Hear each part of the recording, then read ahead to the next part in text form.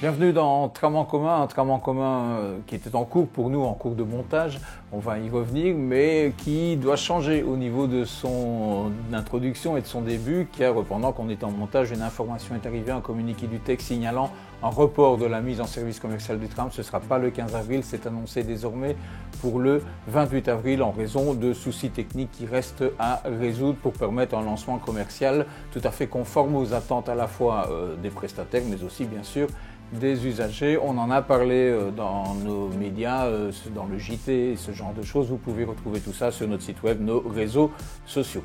On voulait quand même vous rappeler cet élément important, cette info de la semaine sur le tram. Dans Tram en commun, c'est une évidence. Et puis alors le sujet du jour, là-bas, eh bien, on va suivre Patrick et Jean-Pierre. Ce sont deux conducteurs du TEC du dépôt de Gemep. Et comme tous les conducteurs des dépôts de Robermont, de Recourt et de Gemep, ils découvrent les nouvelles lignes du nouveau réseau qui seront lancés en même temps que le tram. Donc là aussi, il y a report. Ils le découvrent en utilisant une solution française qui s'appelle le TOTUP. C'est un GPS spécifiquement conçu pour ce genre de mission. Et donc, on vous prend avec nous dans la voiture de nos deux conducteurs. Je crois que c'était le clap de début. Ouais, moi aussi.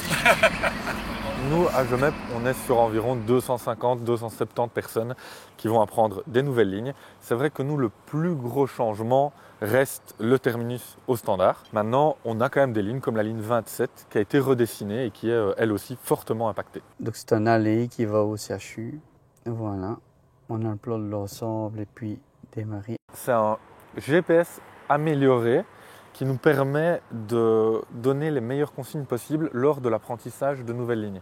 C'est-à-dire qu'on peut dessiner nous-mêmes l'itinéraire, on peut identifier les arrêts que doit faire le chauffeur, mais on peut aussi, par exemple, à un rond-point, dire deuxième à droite, après la pharmacie, attention, il y a un arrêt à effectuer directement après avoir pris la sortie. Elle nous indique, quand on arrive à un rond-point, la quantième sortie prendre.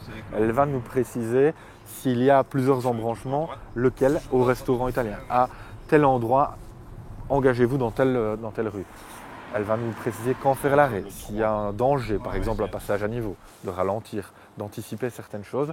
On a des fourmis qui travaillent dans l'ombre et qui ont encodé tous ces itinéraires, toutes ces informations. Ça a été vérifié, testé, éprouvé. Et même encore aujourd'hui, il arrive que certains changements doivent s'opérer, donc on sait l'adapter en temps réel. Voilà. Et puis, c'est un nouvel outil. Et donc, ici, on espère, pourquoi pas travailler avec eux sur le long terme. L'idée, c'est qu'ils restent là en support pour accompagner les nouveaux chauffeurs, les chauffeurs qui ont besoin d'une formation complémentaire. Il y aura une réserve de TOTUP pour continuer à aider à l'apprentissage. C'est bien un téléphone, un outil qui nous est fourni, fini. Donc, on ne peut pas télécharger l'application sur son téléphone. C'est vraiment un outil complet. Global. Ici, on prend à gauche. Des bois de l'abbaye, maintenant, ça devient CHU. Ouais, c'est CHU, ouais. Il y en a qui vont juste être concernés par une ligne à voir et d'autres 5, 6 ou plus. Ça reste un gros changement. Maintenant, heureusement, effectivement, nous avons des chauffeurs professionnels qui sont sur les routes tous les jours et qui font face à des imprévus au quotidien. Ici, on leur demande quand même de changer leurs habitudes. Donc l'itinéraire, c'est devenu quelque chose presque d'inné. On le fait sans réfléchir, on le connaît par cœur. Et donc c'est un gros changement, un gros bouleversement dans leur quotidien. Cette refonte du réseau, on réimagine vraiment la manière de transporter les gens dans un centre urbain et périurbain. Donc on va amener les gens au tram, chercher une masse de monde qui va descendre et on va devoir suivre un nouvel itinéraire. Donc c'est effectivement comme si on me demandait de changer mon lieu de travail, mon bureau et peut-être même mon PC, ma manière de travailler. Ouais, parce que le bureau, c'est le bus, évidemment, pour la conductrice et le conducteur. Oui. Et là, pareil, on va vers des nouveaux bus aussi, des bus hybrides, électriques. Enfin, voilà, on a ce changement-là aussi. Donc, effectivement, le bureau du chauffeur de bus, c'est à son volant. Et on termine ce tram en commun avec d'autres aménagements qui attestent de la mise en place du futur nouveau réseau du tram et des bus. C'est ces installations ici de terminus.